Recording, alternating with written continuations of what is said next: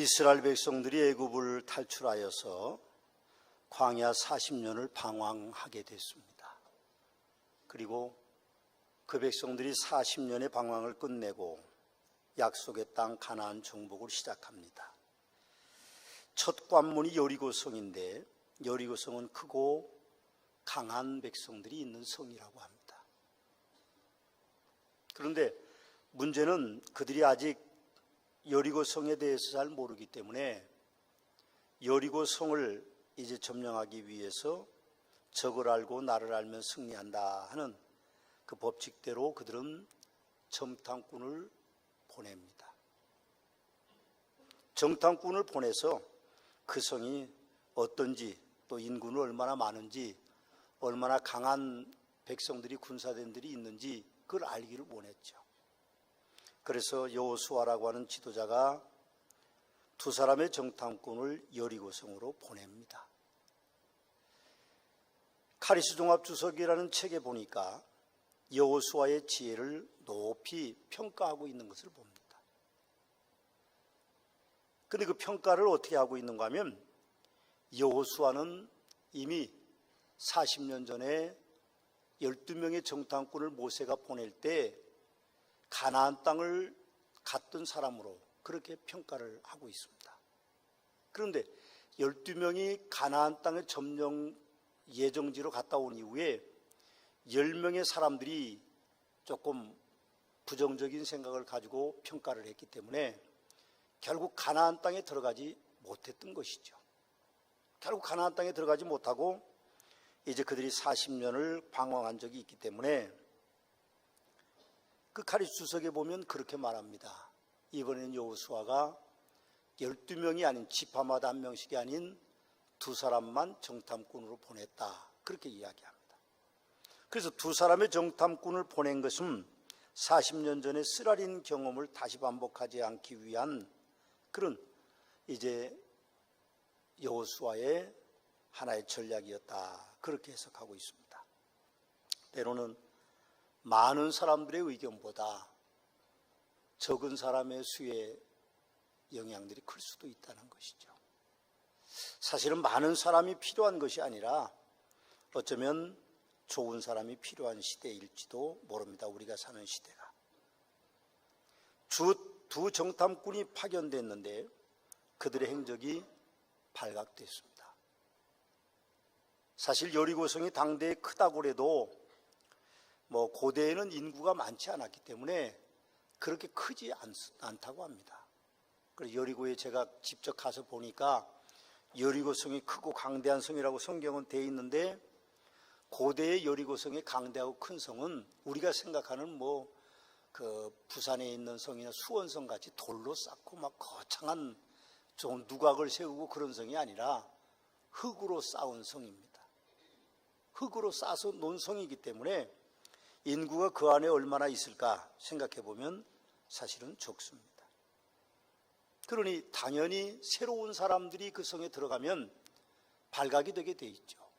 그래서 왕 앞에 어떤 사람들이 가서 이스라엘 사람들의 정탐꾼이 우리에게 왔나 봅니다. 그렇게 이야기를 하고 소문을 들어보니까 왕이 라합의 집에 들어갔다 그런 소문을 이제 듣습니다. 근데 라합이 성경에 보면 기생 라합이라고 되어 있습니다. 근데 그 기생 라합에 대한 해석을 오늘 카리스 종합주석이 이렇게 이야기합니다. 제가 읽어보겠습니다. 기생에 대한 일반적인 인식은 성적으로 부정한 여인을 나타낸다. 하지만 라합의 경우는 단순히 그러한 직업만을 뜻하는 것으로 보이지 않는다. 중요한 임무를 띠고 잠입한 이스라엘 정탐꾼들이 사람들이 많이 오가는 기생의 집으로 숨어들 이유가 없기 때문이다. 라합은 성벽에 있는 여행객을 위한 숙박업소의 주인으로 보인다. 라합은 성벽에 있는 여행객들을 맞이해야 되기 때문에 얼굴에 베일을 벗었다. 그렇게 이야기하죠. 그래서 사람들은 당대 여성들이 얼굴을 가리는 베일을 벗는 것은 수치스러운 일이라고 생각했기 때문에 얼굴을 내놓는 사람들이 주로 그런 직업을 가지고 있는 사람들이라서 아마 라합을 그렇게 불렀던 것 같다. 그렇게 해석하고 있습니다. 정탐꾼들의 행적이 여리고 사람들에게 발각되어 여리고 왕에게 보고됐으니까 당연히 왕은 군사를 파견해서 라합의 집을 찾았죠. 그래서 라합의 집에 와서 정탐꾼을 내놔라, 그렇게 이야기했습니다. 그런데 이 라합은 이미 정탐꾼들을 이제 옥상으로 발 뒤에다 감추어 놨던 것이죠. 그러면서 라합은 그렇게 말합니다. 정탐꾼들이 오긴 왔었는데 저쪽으로 갔다. 그러니 군사들이 다 거리로 갔습니다. 라합은 옥상에 올라가서 정탐꾼들과 약조를 맺습니다. 당신들이 이 땅을 정복하거든 나와 내 아버지의 집을 살려달라, 그렇게 약속하라고 말합니다. 정탐꾼들이 지금 위기를 당하고 있으니까 약속을 안 할 리가 없죠. 그러면서 라합은 그때 믿음을 고백합니다. 우리가 듣자 곧 마음이 녹았고 너희로 말미암아 사람이 정신을 잃었나니 너희의 하나님 여호와는 위로는 하늘에서도 아래로서는 땅에서도 하나님이시니라. 그러므로 이제 내가 청하노니 너희가 나를 선대하여 이제 징표를 내라, 그렇게 말합니다. 당연히 정탐꾼들은 자기를 살려준 일에 보답하기 위해서 네가 우리의 일을 누설하지 않으면, 그러니까 우리를 고발하지 않으면 너희의 목숨을 살려주겠다, 이건 여호와의 이름으로 약속하는 것이다, 그렇게 이제 약속을 합니다. 그리고 그 약조로 증표로 만약 우리가 쳐들어올 때에 당신 집에 붉은 철의 줄을 매달아라. 그럼 그 집에 있는 사람을 모두 살려줄 것이다, 그렇게 약속을 합니다. 이스라엘 백성들은 하나님의 명하심을 따라 여리고 정복 작전에 나섭니다. 근데 창칼을 들고 당대는 총이 없으니까 그렇게 뭉치를 들고 하는 것이 아니라 그냥 하나님의 명령에 따라서 그 큰 성 여리고를 이스라엘 백성들이 하루에 한 바퀴씩 돕니다. 제사장이 앞에 나팔을 불고 여호와의 법궤가 뒤따라가고 백성들은 뒤를 그냥 하루에 한 바퀴씩 도는 겁니다. 성 안에 있는 여리고 사람들이 어떤 생각을 했을까? 저는 그런 상상을 한번 해봤습니다. 도대체 전쟁을 일으킨다는 사람들이 평화롭게 나팔을 불고 이상한 왁구 같은 거를 메고 이상한 옷을 입은 사람들이 앞에 가고 백성들이 쭉 따라서 하루에 한 번 돌고는 또 자기들 들판으로 가서 잠을 자고, 이튿날 또 와서 한 바퀴 돌고 또 들판에 가서 잠을 자고, 3일 되는 날 또 한 바퀴 돌고 들판에 가서 잠을 자고, 6일 동안 그렇게 하는 거예요. 그러니까 성 안에 있는 여리고 사람들이 얼마나 불안했겠어요. 쟤네들은 핵폭탄 같은 걸 가지고 있나, 전쟁 연습도 안 하고. 그래서 마지막 7일째 되는 날 여호와의 명령에 의해서 그 백성들이 7바퀴 성을 돌고 양각 나팔을 불고 소리를 치니까 여리고의 그 큰 성이 일시에 무너져서 여리고 성에 살아있는 모든 사람들, 짐승들을 다 죽이는 일들이 일어나게 되죠. 그리고 그 여호수아는 백성들에게 명령합니다. 만약에 어떤 집에 들어가서 붉은 줄이 내리워져 있으면 그 집 사람들은 죽이지 말라, 그렇게 명령을 내리죠. 그런데 놀랍게도 마태복음 1장에 가보면요, 이런 글이 있습니다. 아브라함과 다윗 자손 예수 그리스도의 계보를 말하는데, 아브라함이 이삭을 낳고 이삭은 야곱을 낳고 야곱은 유다와 그 형제들을 낳고, 5절에 가보면 살몬은 라합에게서 보아스를 낳고, 보아스는 룻에게서 오벳을 낳고, 오벳은 이새를 낳고, 그리고 이새는 다윗을 낳았다. 예수 그리스도의 족보를 설명하는데 놀랍게도 기생 라합의 이름이 기록되어 있다는 것이죠. 기생 라합의 이름이 기록되어 있어요. 히브리서 저자도 오늘 놀랍게도 믿음의 사람들을 소개하면서 31절 오늘 본문에 라합의 이름을 거론하고 있습니다. 왜 그 여인이 그렇게 위대한 이스라엘의 족보에 기록됐고, 왜 그 여인이 오늘 히브리서에 믿음의 여인이라고 기록되어 있을까요? 단 한 가지 이유를 댄다고 하면 그분의 남편이 살몬이라는 사람이었고, 살몬은 아브라함의 후손이고, 그리고 그를 통해서 다윗이 나왔고, 그를 통해서 예수 그리스도께서 이 땅에 오셨다는 것을 설명하고 있는 것입니다. 이스라엘 사람들은 혈통을 귀하게 여깁니다. 족보를 귀하게 여기죠.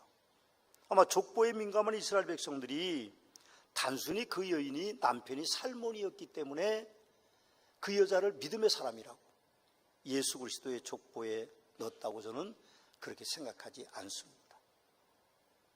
라합은 오늘 본문 말씀에 보니까 매우 현명한 여인이었습니다. 라합은 이스라엘 사람이 아니기 때문에 하나님께 대한 믿음을 가지고 있지는 않았을 거라고 저는 생각합니다.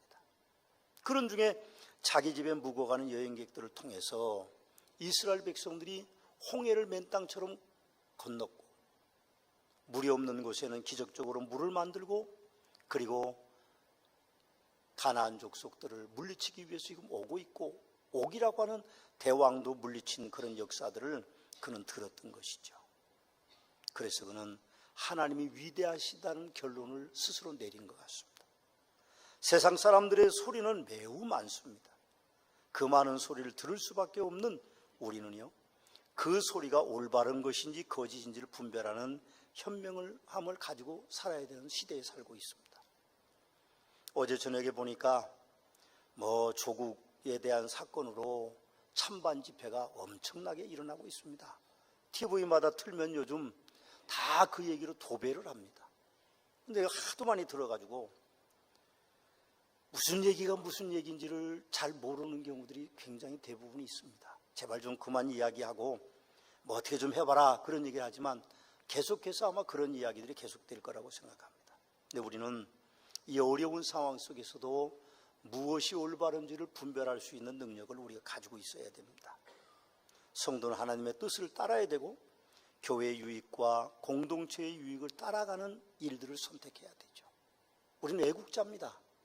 나라가 무엇이 유리한지 우리는 교회를 사랑합니다. 서문화교회를 사랑하기 때문에 교회가 어떤 것을 선택하는 것이 더 유익한 것인지를 우리가 기억해야 되고 우리가 서로 사랑하는 사이이기 때문에 우리 공동체가 깨지지 않기를 위해서 우리는 이제 하나님의 영광을 위해서 쓰여지는 올바른 선택을 할 줄 아는 사람이 돼야만 됩니다.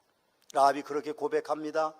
우리가 듣자 곧 마음이 녹았고 너희로 말미암아 사람이 정신을 잃었나니 너희의 하나님 여호와는 위로는 하늘에서도 아래로는 땅에서도 하나님이시라. 그렇게 여호수아 2장에 그가 독백하고 있는 것을 봅니다. 그는 하나님이 위대한 신이라는 사실을 알고 있었던 것 같습니다. 믿음까지는 아니었던 것 같습니다. 라합의 고백이 위기를 만난 정탐꾼과 여리고성 강대한 성을 맞대고 있는 그 여호수아와 이스라엘 백성들에게 아마도 전운의 날들 속에 이스라엘 백성들과 여호수아에게 매우 지대한 영향을 미쳤을 거라고 생각합니다. 이미 여리고 사람들은 간담이 녹았다고 말합니다. 그러니 한 바퀴씩 돌 때도 한 번도 여리고 사람들이 밖으로 나오지를 못했습니다. 총칼을 든 것도 아니고 그냥 백성들이 애기들부터 노인네까지 다 한 바퀴 도는데 나와보지 않는다고 하는 것은 이미 기가 죽었다는 거죠. 아마 도는 사람들도 이상하게 여호수아도 이상하게 생각할 것입니다. 벌써 그분들이 기가 죽었다는 것을 알고 그들의 전쟁은 이미 승리한 거나 마찬가지입니다. 여러분 아이들이 다툴 때 보십시오. 유년부 아이들이 서로 싸울 때 보면 벌써 지고 들어가는 녀석들이 있습니다. 싸우기도 전에 져요. 그래서 한 대만 맞으면 그냥 울어요. 한번 덤벼볼 만도 하고 물어뜯을 만도 한데 아예 그렇게를 안 합니다. 기가 죽으면요 그냥 지는 거예요. 그래서 자식들이 맞고 오거든 칭찬하지 마십시오. 그냥 너도 물어뜯어라든지 덤비라든지 그래야지 애 기죽여서 키우면 안 돼요. 그렇다고 두들겨 패라는 말은 아니지만 어쨌든 기를 살려줘야 돼요. 아빠가 싸움 잘하니까 너도 잘할 수 있어. 이렇게 한다든지 네 아빠는 대단해. 그러니까 너도 대단할 수 있다고 그렇게 해야 되는데 벌써 이스라엘 백성들에게 여리고 사람들은 기가 죽었던 이유는 오늘 라합이라는 여인의 그 현명함 속에 우리가 발견할 수 있습니다. 또 라합이라는 여인이 그렇게 위대한 예수 그리스도의 족보에 기록될 수 있었던 것은 믿을 수 없는 중에 믿는 믿음을 가졌기 때문에 그렇습니다. 제가 지금 계속 말씀하고 있죠. 2장에 보면 그렇게 되어 있습니다. 그들이 눕기 전에 라합이 지붕에 올라가서 그들에게 이르러 말하되 여호와께서 이 땅을 너희에게 주신 줄을 내가 아노라. 우리가 너희를 심히 두려워하고 이 땅 주민들이 다 너희 앞에 간담이 녹았나니 이는 너희가 애굽에서 나올 때 여호와께서 너희 앞에서 홍해물을 마시게 하신 일과 너희가 요단 저편에 있는 아모리 사람들의 두 왕 시온과 옥에게 행한 일, 그들을 전멸시킨 일을 우리가 들었습니다. 우리가 듣자 마음이 녹았고 너희로 말미암아 사람이 정신을 잃었나니 너희 하나님 여호와는 위로는 하늘에서도 아래로는 땅에서도 하나님이시라 하고 하는 믿음을 고백하고 있음을 우리는 봅니다. 너희 하나님 여호와는 위로 하나님이시고 땅으로도 하나님이시라고 하는 그 고백은 제가 생각해 정탐꾼의 전도 때문은 아닌 거라고 생각합니다. 정탐꾼이 만일 잠깐 머무는 동안에 전도했을까요? 순간 저는 그런 생각을 했습니다. 목사의 뇌리 속에는 전도가 늘 박혀 있기 때문에 아마 정탐꾼들이 그런 이야기를 전해주지 않았을까 그런 생각을 하지만 그건 아닌 것 같습니다. 제가 생각하기는 라합이 여행자들을 통해서 얻는 믿음이기도 하지만 그러나 종교교육자 칼빈의 주장대로라고 하면 하나님은 믿는 자를 무조건 선택하시는 분이십니다. 하나님은 믿는 자를 무조건 선택하세요. 그래서 하나님께 이미 그 여인이 믿기로 선택된 여인이 아닐까 저는 그런 생각을 합니다. 여러분 가운데 어떤 분은 지혜롭게 예수 그리스도를 구세주로 논리적으로 받아들이는 분들이 있지만 대부분은 그렇지 못합니다. 우리가 예수 그리스도를 잘 모를 때도 예수님의 이름, 그 이름 하나만 가지고도 나를 구원하신 분으로 나의 모든 죄가 사함을 받고 내가 이 땅에서 그분의 섭리 안에 평안하게 살고 천국에 올라갈 수 있다는 그 믿음을 가진 것은 나의 생각이 아닙니다. 내가 똑똑하기 때문에, 내가 영리하기 때문에, 내가 현명하기 때문에 이루어진 일이 아니라 하나님께서 나를 믿는 자로 선택했기 때문에 그렇습니다.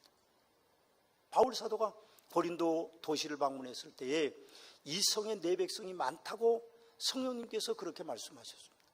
하나님의 위대한 역사가 그 여인에게도 미쳐서 그 여인이 하나님의 무조건적인 선택을 받은 믿음의 여인이라고 저는 그렇게 믿고 있습니다. 또한 라합은 약속을 지키는 여인이었습니다. 정탐꾼에게 한 약속을 믿었다는 것이 여리고 침공 때 나타났죠. 여호수아 2장 12절의 말씀을 보니까 내가 너를 선대하였으니까 너도 우리를 구원할 증표를 내라고 그 여인이 이제 정탐꾼에게 그렇게 말합니다. 그러면 단서를 다는데 나와 내 부모와 내 남녀 형제와 그들에게 속한 모든 사람들 목숨을 좀 건져줘라. 그렇게 말합니다. 정탐꾼은 그렇게 약속합니다. 우리가 무사히 탈출할 수 있도록 네가 누설하지 않으면 내가 너와 너의 가족에게 생명을 살려준 약속을 하겠다. 근데 여자분들은 조금 그 악착 같은 게 있잖아요. 그 증표를 내라. 그렇게 이야기합니다. 그랬더니 그 정탐꾼들이 뭐라고 말하는가 하면 붉은 줄을 창밖에 매달아라. 그럼 우리가 쳐들어왔을 때에 당신의 집은 해하지 않겠다. 그렇게 말하죠. 근데 그 여인이요. 여호수아 2장 21절에 보니까 그 즉시 창문 밖에다 붉은 줄을 내다른 겁니다. 아니 지금 쳐들어오는 것도 아니잖아요.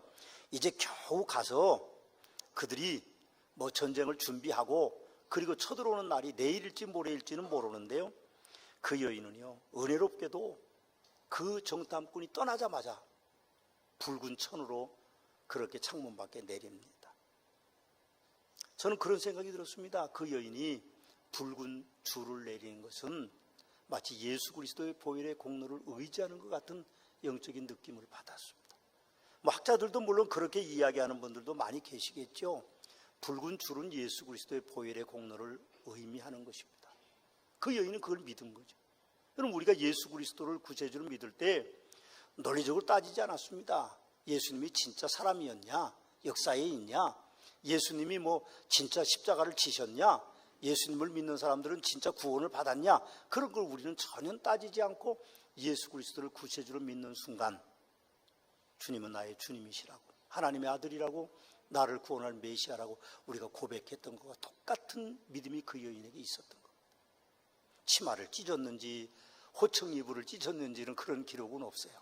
근데 어쨌든 붉은 줄을 창밖에 내려놓은 것은 우리가 예수 그리스도를 그분이 십자가 위에서 붉은 피를 흘리시고 나를 위해서 생명까지 바쳐주신 분이라는 사실을 우리가 믿고 고백하는 것처럼 그 여인도 그 붉은 줄을 내렸던 것입니다.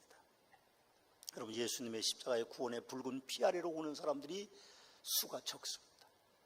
예수님이 말세에 믿는 사람을 보겠느냐 그렇게 말씀하셨지만 그 여인은 그 붉은 줄 때문에 구원받았습니다. 우리가 뭐 시원찮죠. 온전하지 못하죠. 어떻게 우리가 완전한 사람이 될 수 있습니까? 실수투성이고 사실은 책망받을 일 투성이고 비난받을 일 투성이지만 우리는 예수 그리스도를 구세주로 믿기 때문에 그 작은 구원의 숫자에 우리가 예수 그리스도의 보혈의 공로로 구원받은 백성이 된 것입니다. 어떤 것도 바꿀 수 없는 그 구원의 신비로움의 역사가 라합에게 임했던 것 같이 오늘 우리에게 임하고 있다는 것입니다. 사랑하는 서문학교 성도 여러분, 예수님의 십자가의 피 앞으로, 그 흘리신 피 앞으로 나오셔야 됩니다. 그래야만 우리가 구원을 받을 수 있는 것이죠. 우리가 나쁜 사람과 좋은 사람을 변별하는 것은 무엇으로 변별합니까? 약속을 지키느냐 그렇지 않느냐로 우리는 그 사람이 좋은 사람인지 나쁜 사람인지를 판별합니다. 사람 사이의 약속은 반드시 문자로 성문화되는 것은 아니죠. 서로 간의 삶 속에 이어지는 상호 간의 신뢰가 우리의 서로의 약속을 지켜가기도 하고 깨지기도 하는 것입니다. 서로 간의 신뢰가 무너지면 성문화된 약속도 휴지 조각만도 못한 것이 될 수밖에 없는 것입니다. 라합이라는 여인이 지나가는 하룻밤 묵고 가는 이방 사람들의 약속을 믿는다는 것은 사실 매우 어려운 일입니다. 더구나 그들은 이방 사람들이고 자신들의 적이기 때문에 그렇습니다. 더구나 궁지에 몰려 목숨을 겨우 건진 사람들과의 한 약속을 어떻게 잘 믿을 수 있겠어요? 치살라고 하는 약속일 수도 있다 그렇게 생각할 수도 있는데 그렇지 않습니다. 오늘 그 약속을 이렇게 정탐꾼이 말합니다. 누구든지 내 집 문을 나가서 거리로 가면 그의 피가 그의 머리로 돌아갈 것이고 우리는 허물이 없으리라. 그러나 누구든지 너와 함께 집에 있는 자의 손을 대면 그의 피가 우리의 머리로 돌아오려니와 내가 우리의 일을 누설하지 않으면 내가 우리에게 서약하게 한 맹세에 대하여 우리에게 허물이 없으리라 하고 매우 제한적인 약속을 합니다. 그런데도 그 여인은 그 약속을 굳게 믿고 정탐꾼이 떠나자마자 붉은 줄을 내려 걸었던 것이죠. 그 여인의 약속은 여호수아 6장에 가보면 나타납니다. 거기 보니까 여호수아가 여리고성을 침공할 때 명령합니다. 창문에 붉은 줄이 내려져 있는 집은 절대로 해서는 안 된다. 약속을 군사들에게 하죠. 그리고 그들은 라합을 살리고 그의 아버지와 그의 가족들을 살리는 것을 우리는 볼 수 있습니다. 약속은 매우 중요합니다. 사실 약속이라는 것이 쉽게 깨질 수도 있는 것이죠. 그러나 약속을 우리가 지키지 못하면 어떤 경우에도 우리의 삶은 윤택함과 부유함이 있을 수 없습니다. 약속을 지키셔야죠. 남과 약속하는 것은 매우 중요한 것입니다. 어떻든 여러분들이 약속을 지키고 사시는 분들이 되시기를 주님의 이름으로 부탁의 말씀을 드립니다. 또 하나 마지막으로 라합은요 배신자라는 오명을 두려워하지 않는 여인이었기 때문에 예수 그리스도의 족보에 기록될 수 있었습니다. 정탐꾼을 숨겨주었습니다. 피신을 도왔습니다. 발각되면 그런 배신자로 처형됐을 것입니다. 그걸 라합이 모르는 게 아니죠. 모르는 게 아닙니다. 그러나 라합은 자신이 일신상의 두려움보다도 하나님을 더 두려워했고 하나님을 더 의지했던 것입니다. 왕보다도. 그래서 자신이 배신자라는 것에 대해서 두려움을 가지지 않았던 것이죠. 옳습니다. 하나님의 편을 선택한 성도는 분명하게 사탄에게는 배신자로 취급받습니다. 성도가 되면 때로는 사람들에게도 배신자 취급을 당하기도 하죠. 죄된 자리에 있는 것이 당연히 불편해지다 보니까 세상 친구들과 거리가 멀어지고 소원해질 수도 있습니다. 그래서 세상 사람들은 믿는 사람들을 배신자로 여길 수도 있죠. 제가 아는 어떤 분은 아버지에게서 호적의 파임을 당했습니다. 아버지가 실제로 호적을 파내기 위해서 면사무소를 찾아가서 내 아들 전해서 호적에서 파내려고 그러니까 호적 서기가 말하기를 그럴 수는 없습니다. 그래서 파내지는 못했는데 그 아들이 예수 믿는다고 국그릇을 머리 위에 엎고 집에서 쫓아내서 그 어린 중학교밖에 졸업하지 않은 어린아이가 쫓겨난 목사도 있습니다. 배신자죠. 아버지가 보면 당연히 배신자입니다. 우리 집을 망하게 하는 그런 배신자라고, 종교가 두 개면 안 된다고 생각하는 옛 어른들의 생각들이 있었습니다. 그러나 성도는 배신자가 될 줄 알아야 됩니다. 친구들에게도 가족들에게도 배신자의 어떠면 그 아픔을 경험하지 않을 수 없는 것이 우리 그리스도인들의 모습입니다. 당연히 배신자가 돼야 되죠. 라합처럼 창문에 붉은 줄을 매야 됩니다. 다른 사람들 창문에는 붉은 줄이 하나도 매여져 있지 않았습니다. 눈에 거슬리는 존재이죠. 그런데도 그런 누가복음 6장 20절 말씀에 가서 보면 주님이 그렇게 말씀하셨습니다. 모든 사람에게 너희를 칭찬받으면 화가 있도다. 그들의 조상들이 거짓 선자들에게 이와 같이 하였느니라. 그렇게 말씀했습니다. 우리는 배신자라는 말을 그리스도 때문에도 들을 수 있는 성도들이 돼야만 됩니다. 좋은 교회를 넘어 위대한 교회로 가고자 하는 서문학교 성도님들은 사람의 눈에 보기에 좋게 하지 마십시오. 하나님께서 보시기에 좋은 쪽을 선택하면 사람들이 혹시 우리를 배신자라고 말할지 모르지만, 그러나 우리는 그리스도의 사람, 하나님의 사람이 될 수 있다는 사실을 라합에게서 배워야 될 줄로 믿습니다. 저는 마지막 오늘 본문을 다시 한번 읽어보겠습니다. 믿음으로 기생인 라합은 정탐꾼을 평안히 영접하였으므로 순종하지 아니한 자와 함께 멸망하지 아니하였도다 하고 히브리서 기자는 우리에게 그렇게 말씀하고 있습니다. 요한복음 5장 24절을 묵상해 봅니다. 내가 진실로 너희에게 이르노니 내 말을 듣고 또 나 보내신 이를 믿는 자는 영생을 얻었고 심판에 이르지 않았느니 사망에서 생명으로 옮겼느니라. 아멘. 우리가 예수 그리스도의 그 붉은 피를 의지하면 우리에게도 라합과 같은 놀라운 축복이 임하게 될 줄로 믿습니다. 우리가 오직 그리스도 안에서 승리하는 복된 성도들이 되시기를 주님의 이름으로 축원합니다. 기도하시겠습니다. 이제는 우리 주 예수 그리스도의 은혜와 아버지 하나님의 극진하신 사랑하심과 성령님의 감화, 감동, 역사하심의 은총이 오늘 예수 그리스도의 보혈 앞에 나오기 원하는 라합처럼 붉은 줄을 내려놓고 구원받기 원하는 성도들 위해 구원의 하나님으로 함께 계시옵기를 축원하옵나이다. 아멘.